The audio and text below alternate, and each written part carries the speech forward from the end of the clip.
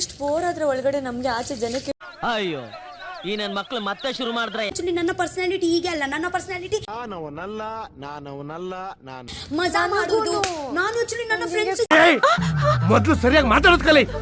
ಜೊತೆಗೆ ಆಗಲ್ಲ. ಫ್ರೆಂಡ್ಸ್ ಜೊತೆಗೆ ಒಂದು ಗಲಿ ಹಾಗೆ ಒಂದು ಡೈಲಾಗ್ ಕುತ್ಕೊಳ್ಳುದೇ ಇಲ್ಲ. ನಾನು ಅಲ್ಲಿ